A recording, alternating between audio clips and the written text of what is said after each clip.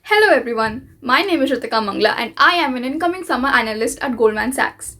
Do you want to become a software developer but find data structures extremely daunting? Then watch this video till the end for some few tips and tricks that I have come across in my journey of learning DS Algo.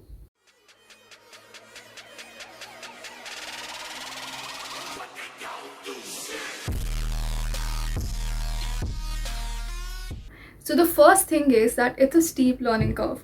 Initially, I remember when I used to code, I used to not get every question right, and I used to not even get a question right. It takes a while for you to learn how to master the art of coding, and I feel that it took me a while to learn it, and after that I could find myself solving questions which I didn't earlier, and I could also tackle new questions with the concepts that I had learned in my practice a few weeks. So I think it's essential to realize that you'll reach a point in your journey where after which you'll kind of feel confident in yourself and in your abilities of being able to code. But till you reach that point, just stay there and work hard. Consistency is key. I think one of the things that have helped me most in my days of preparation is the fact that I was very consistent with the amount of time that I spent coding. I don't think that I spent a lot of months learning to master or like mastering data structures, but I think what was most important was that I used to religiously take out a few hours in my day and practice data structures. I think once you do it every day without even having a day's break, you like form enough dots that the next time you get a new question, you are able to join those dots and kind of come up with a creative solution to the problem.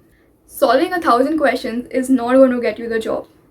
I feel instead of focusing too much on the number of questions you solve, it's essential that you focus on how you're solving that question, whether you've seen that question earlier, whether you remember it the next time you solve it, how many things, how many tricks along the way have you learned when you solve these questions. I think things like that, if focused on, will give you a better result than, just going on and finishing all of the lead code questions. Quit comparing yourself with others. Now, I know in the beginning it gets really hard when you see other people solving more questions or getting more questions right as compared to you. But in these times, I think it is essential for you to remind yourself of the fact that learning how to code is a very individualistic process.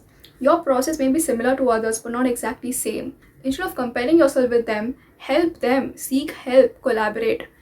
You can fix up a time with your friends and you can both decide to solve the same number of questions and solve the exact same questions and then discuss it at the end.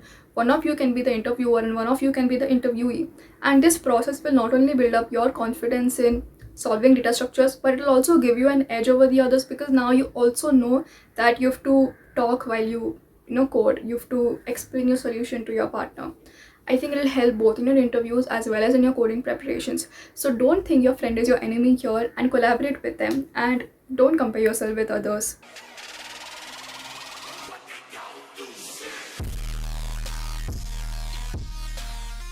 Like this video to help us spread the word.